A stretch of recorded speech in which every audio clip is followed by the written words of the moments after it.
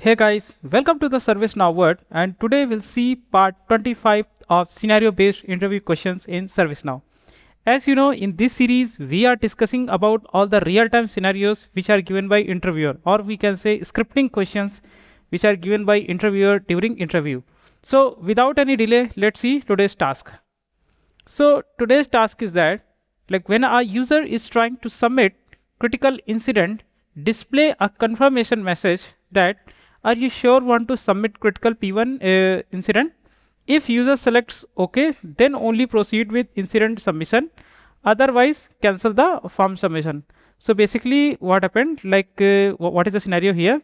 Like, whenever any user is trying to create a P1 incident, then we have to show a confirmation message. Okay, and once they click on OK, then only they will proceed with the incident submission.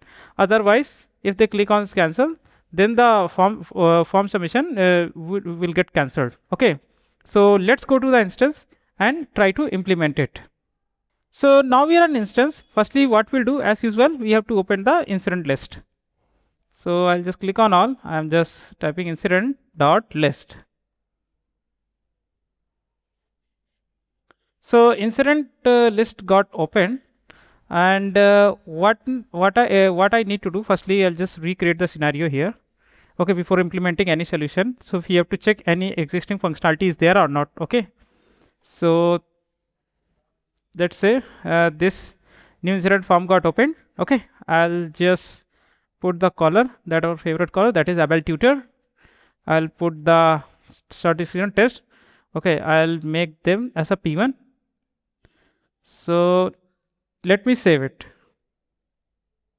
So currently, if you see, like when we are trying to create a P1 incident, we are able to create it without any confirmation. It's not asking for confirmation. Okay, but the requirement is that whenever any user, including me as well, even I having the admin access. Okay, whenever any user is trying to create a P1 incident, we want to show like a confirmation message. And we have to once they confirm, okay, they are sure, like they want to create a incident P1 incident only, then only we have to proceed with incident form submission. Okay, so for that what we need to do, so if you notice, they want this functionality in a form submission. Okay, so we'll go with the on submit client script. Okay, so I'll just open one duplicate tab here. Just right click on banner, I just click on configure, then click on client script, then click on new. Okay, so if you see, like new client script form got opened. So what I'll do, I'll just put the name here, that confirm critical priority. Okay, the table will be incident, that is already selected because we have created that directly from the incident form only. So the table is auto selected. If not selected, you have to select the incident table. Okay, then the UI tab will be leave as it is. We'll select all. Okay, and type will be on submit, because I want to write the functionality on submission of the form. Okay, now what I need to do, firstly during form submission I need a incident priority value. So for that I'll create one variable, that is incident priority equal to, and then here we'll use the method g underscore form dot get value of which field? Priority field. So let me see what is the priority backend name.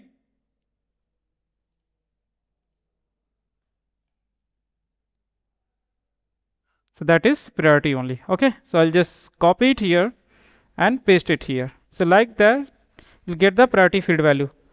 Then what we need to do, we have to use the if condition and say if incident priority equal to 1.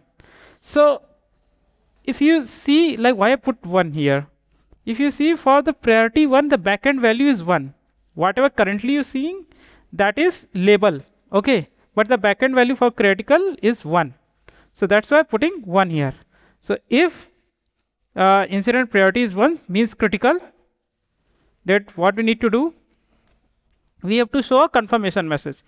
So I'll just create one more variable, that is where user response, and use the confirm. Confirm, you can say kind of like a pop-up box is there. Okay, that will use for the confirmation, kind of like a user acceptance. If we need any scenario where we need the user acceptance, we'll use the confirm pop-up box. Okay, and inside that we'll write a message, are you sure want to submit critical in bracket P1 incident. Okay, and when we use the confirm pop-up box, by default it will show two buttons, one is OK, one is cancel. Okay, if they click on OK, it means that they are verifying it. Okay, so we verifying it, thus they are yes, they are sure, and we are getting the response true. But if the user response equal to false, means they click on cancel, in that case what we need to do, we have to return false. Return false means cancel the form submission. Okay, so if I'll save this one. Okay, now here I'll just type incident.do.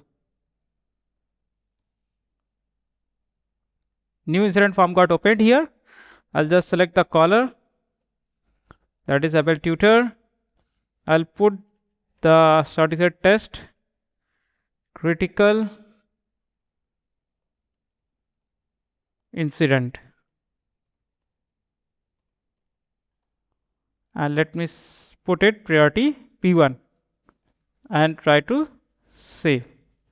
You see that like we are getting the confirm message that are you sure want to submit critical P1 incident. And if we click on cancel, I'm going to click on cancel, and let's see like form submission got cancelled or not. Yes, it got cancelled, right? And if I'll again try to save, this time if I click on OK, you see that like incident submission got successful. Okay, so let's go to the one more let's go to the it's client script and see what exactly we have done here. So our scenario is there on form submission, we want a user confirmation that like they are sure, like they are going to create P1 incident. So for that, what we have done, we have created a on submit client script on incident table. Okay, and here what we did, if you see here, we have created one variable, there we are storing the priority value. Okay, and here we are using condition, if condition, and here we are comparing. Okay, like if the incident priority is equal to 1 means critical.